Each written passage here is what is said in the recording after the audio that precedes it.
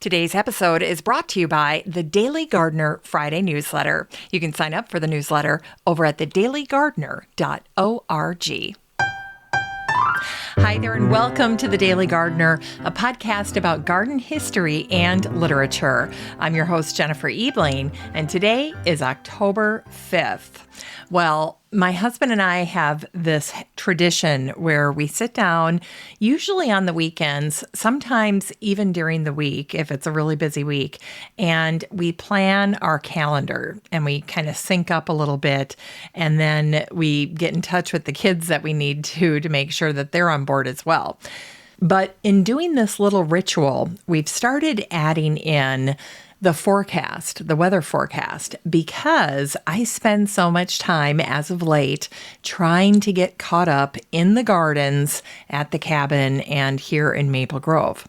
And today, it's going to be a very cold and rainy day in Minnesota, definitely feeling like fall more and more as this week goes on.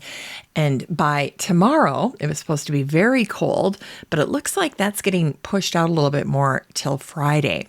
As per usual, my eyes are bigger than what my energy has time to actually put in the ground.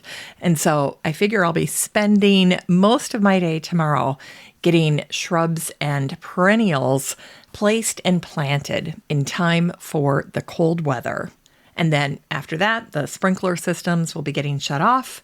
And then it'll just be sweatshirt weather in the garden. And I'll be doing a little bit of cleanup and some painting. I always like to do some last little touches of painting as I head into winter. Put an extra coat of polyurethane on some of the wooden or ironwork that's in the garden. And then, of course, lighting, paying attention to all of the exterior lighting. You know, here in Maple Grove and at the cabin, we put in these string cafe lights. They're my favorite cafe light. They're LED. They're really, really cute. They've got a really nice, soft, warm, white light. And I love how long lasting they are. But I need to make sure that they're set, and I need to get any of the bulbs replaced and put all that together in time for winter, because I don't want to be going out there when we've got a foot of snow.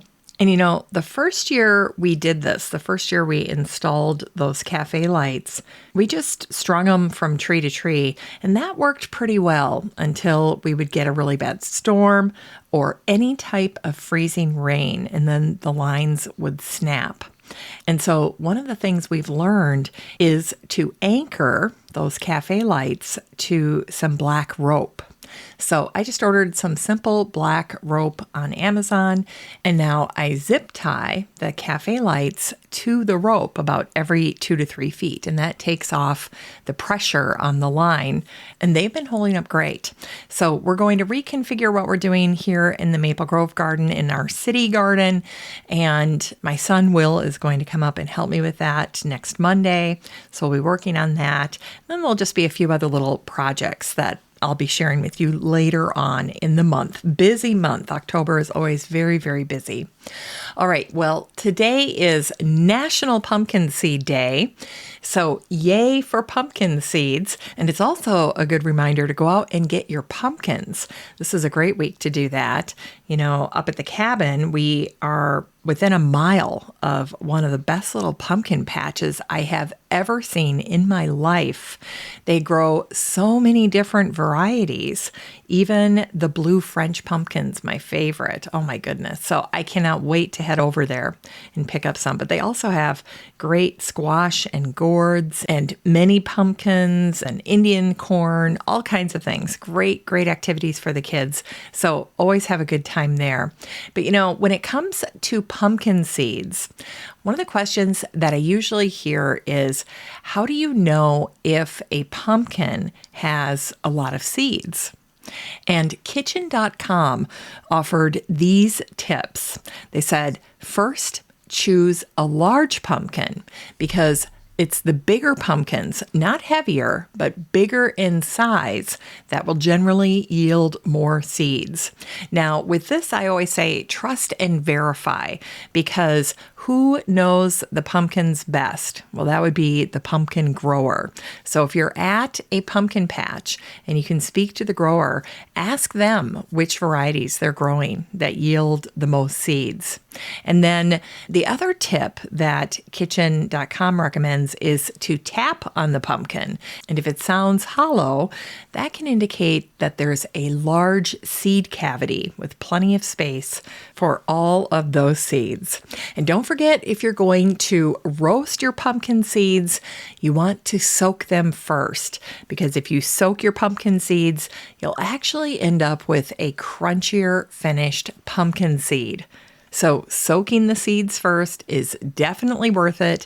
Just put them in a bowl of water. I usually use warm water, and then add a little bit of salt and let them soak overnight. And what that's going to do is it's going to soften those seeds up and make it so that they crisp beautifully in the oven. Just bake them at 275 degrees for about 45 minutes. And about every 15 minutes, you're going to go in there and stir them up a little bit. But it's that low and slow heat, along with the soaking of those seeds, that's going to make them turn out perfectly. All right, let's get to today's garden history. Today in garden history, we remember Joachim Patinir, the Flemish Northern Renaissance artist who died on this day, October 5th, in 1524. A history and landscape painter from the area of modern Wallonia, Joachim invented landscape painting as an independent genre. Joachim's landscapes feature a panoramic view of Northern Renaissance countrysides that are enhanced by naturalistic details and fantasy.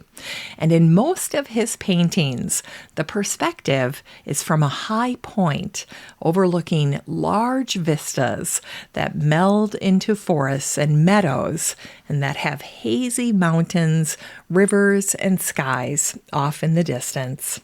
Joachim's paintings have an element of sadness and mystery to them, and often throughout the painting, Joachim would add tiny figures of people going about their day. One of Joachim's signature elements in his landscapes were these enormous boulders and rocks that were placed in the landscape, often quite abruptly. And in botanical painting, there are entire YouTube videos devoted to how to paint boulders, stone, and rock in the landscape. It's not easy to do. And garden landscapes themselves can often be a challenge for new painters because they are so busy that it can be hard to find a focal point. Gardens offer so much detail, and sometimes it can be just too much, especially for beginning painters. Think of all the colors, textures, highlights, shadows, patterns, lines, and shapes. So sometimes if you're a new painter, it helps to simplify the scope of your painting, narrow in on a few essential flowers, plants, or other elements. And art experts suggest that it helps to pay attention to your first impression of the garden. What were your eyes drawn to? What details grasp your attention? And what elements are just background noise? And today we also celebrate the birth of Merritt Lyndon Fernald, the American botanist who was born on this day, October 5th, in 1873. Merritt wrote over 800 papers, and he co-authored Edible Wild Plants of Eastern North America in 1919 with Alfred Kinsey, the American Scientologist and sexologist. On one of his herbarium sheets, Merritt once wrote a quick poem about the rhodora, the pink blooming azalea found in the northeastern United States. Merritt wrote, "The gay rhodora long the margin stands, forerunner of the summer's fairer rose. Yet coming as she does to open spring's lands, she brightens every mood wherein she blows. Well, Merritt is remembered as the father of Newfoundland botany. And today, the Merritt Lyndon Fernald Award is given by the New England Botanical Club, the group that publishes the botanical journal called the Rhodora. Beautiful kismet there. Well, the award that the club gives is generally given annually, although they don't always have a winner every year. And the criteria for the award is that it is to recognize a paper that was published in the Rhodora Journal, and the paper has to make use of herbarium specimens and or involve field work, so getting out in nature. And recipients of the award get some recognition. They receive $1,000 and a certificate. And the award is usually presented in May at the New England Botanical Club meeting. The last winner was in 2019. It was a small group of scientists, McDonough Mackenzie, Kevin Barrand, and Kristen Haynes, who wrote about the best practices in creating common garden experiments.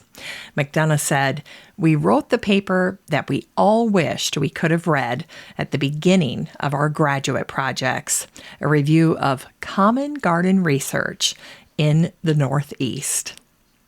Well, if you were to write a paper about your garden discoveries this year, what would you write about?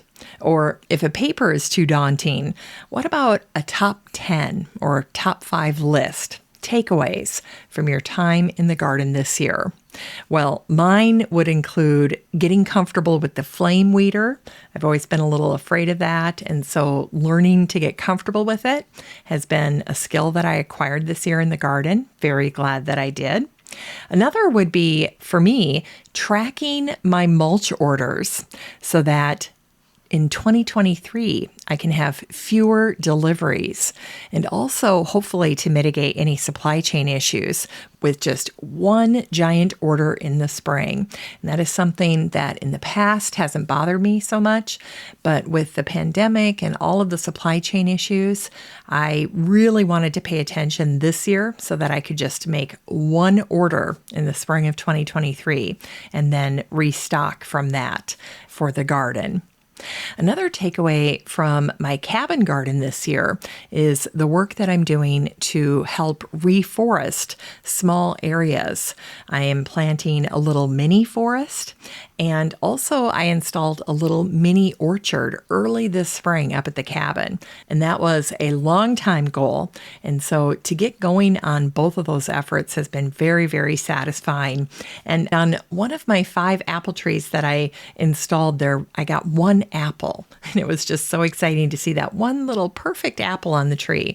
But I'm off to the races. I now have apples and plums and pears and cherries up at the cabin. So I'm very happy about that. And then another takeaway that's worth noting is the workhorse that is my outdoor potting bench area. That was something that I installed during the pandemic with my son. We got some lumber from a deck that was being dismantled, and we took it all apart and repurposed it into an outdoor potting bench area. And we also repurposed an outdoor wooden lounge chair and turned that into a large potting station. And both of those pieces have definitely served and continue to be such workhorses in the garden. And then I think my final takeaway is the work that I've started doing transforming my suburban garden from an ornamental garden into a lower maintenance shrub garden here in Maple Grove as my husband and I become empty nesters. So that, in a nutshell, is my garden for 2023. Just a quick little list, but worth writing down. It's not quite on the level of the 800 papers that Merritt Fernald wrote, but it is a worthy endeavor and something that your future self will thank you for. All right, and today we also celebrate the birthday of John Erskine, the American educator, author, pianist, and composer. He was born on this day, October 5th, in 1879. When he was a young boy, John actually went by horse and carriage to his piano lessons. And then he came back home and practiced on the family Steinway grand piano. An incredibly accomplished man, John Erskine is remembered most for his book, The Moral Obligation to be Intelligent, which was published in 1915. And John is also remembered for this quote: "Music is the only language in which you cannot say a mean or sarcastic thing." John was also a gardener, and he once wrote, "I have never had so many good ideas day after day as when I worked in the garden." Well, this is such a great point. The garden is a beautiful place to think and to ideate. It's just like the shower. And that's why in all of my showers, I have the Aqua Notes waterproof notepad. It's right there attached to the wall, and it's a great place to quickly jot down ideas before they go down the drain. And so in the garden, I like to do the same thing. I carry a little small moleskin journal in both my apron and in my garden tote. So handy, so that when I have an idea or a thought that I want to remember, I can just quickly jot it down there. So if you are like John Erskine and you have all of your good ideas as you're in the garden working, make sure to have something handy, whether it's your phone or a little notebook, where you can capture all of your good ideas. And it was on this day, October 5th in 2017, that Liza Picard's book, Chaucer's People, Everyday Lives in Medieval England, was published. In the book, Liza reveals the food sources of medieval times, and I thought this was absolutely fascinating.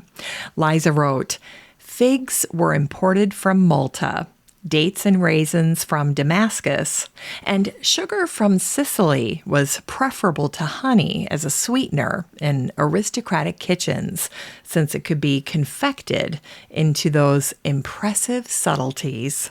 Anything grown in England was sold only in its natural season. Green peas were eaten raw and delicious. No one thought of cooking them. Other vegetables were being grown in a garden in Stepney by Henry Daniel, a contemporary of Chaucer, and he recommended turnips, borage, mallows, and orach for porridge, the kind of food the ordinary man depended on. Chestnuts could be roasted, and parsnip, that wholesome food, could be both baked and fried." A little look back at medieval England, thanks to Liza Picard. It's time to grow that garden library with today's book, Becoming a Gardener by Katie Marin. This book came out in May of 2022. It's hot off the press. It's one of my favorites. And the subtitle is What Reading and Digging Taught Me About Living.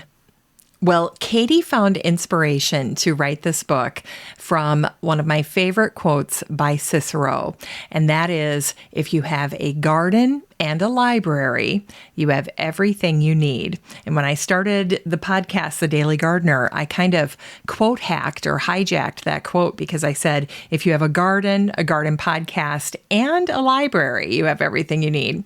But nevertheless, Katie found that quote to be incredibly inspiring. And it got her thinking about the powerful way that literature and gardening can affect our lives. This book tells the story of the 18 months that Katie devoted herself to creating a brand new garden in her new home in Connecticut. In the introduction to her book, Katie writes, "To feel rooted, I had to put down roots. Literally. As the old proverb goes, necessity is the mother of invention, and to turn our house into a home, I'd root myself to the land, which is what drew me to the spot in the first place. Once again, I found myself thinking of gardens, and it certainly seemed as good a time as any to attempt to become a gardener. And so what began as a desire to feel rooted in a new home with my children and Don, my husband of 30 years, became something else entirely. I decided to give myself 18 months, thinking this would allow me enough time to design the garden and watch a full year's plant cycle. Little did I know how much the world would change in that time, both globally and for me personally. In the beginning, I thought all I needed was gardening advice, basic information on how to lay out a garden and what plants to grow. And as it happened, I needed and I discovered so much more. Well, doesn't that sound amazing? Well, that is just a little taste for you of Katie's very friendly conversational tone.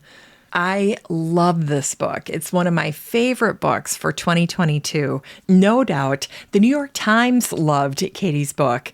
They wrote, "Her exuberance for a gardener's life of the mind will have you reaching into your library for old favorites and finding new friends." Very true. Well, when Katie decided to start gardening, it was coincidentally when the pandemic was starting. And so she started gardening alongside millions of other new gardeners all around the world. So many people turned to gardening as a way to cope with the pandemic, as a way to not only sustain themselves and their families with edibles, but also with the therapeutic and visual benefits of just spending time in the garden, spending time surrounded by beauty, by nature, with the wind, with the birds, and the wildlife. So restorative. Well, anyway, I could go on and on about this book, but I'll just end with this little piece of inspiration from Katie's book. Gardening and reading, memory and imagination all weave together in books and in life. Perhaps the power of literature and nature are one and the same, calling on gardeners and readers to recruit both their imaginations and their memories to cultivate special places of their own. Such a good book. Okay, enough. You can get a copy of Becoming a Gardener by Katie Marin and support the show using the Amazon link in today's show notes for around $28. So good. All right. Finally, we end the show today with a botanic spark that celebrates the birthday of Robin Lane Fox, the English classicist, ancient historian, and garden writer. He was born on this day, October 5th, in 1946. And Robin has served as the garden columnist for the Financial Times for over 50 years. And in Robin's 1982 book called Better Gardening, he humorously wrote, "I will keep returning to the virtues of sharp and swift drainage, whether a plant prefers to be wet or dry." I would have called this book Better Drains, but you would have never bought it or borrowed it for bedtime. Well, I love that. Better Drains instead of Better Gardening. But the Better Gardening book, irrespective of the title, is wonderful. It's a garden classic. And I know if you're a longtime gardener, you completely concur with Robin on drainage. Drainage is the name of the game when it comes to good gardening, or in Robin's words, better gardening. So true.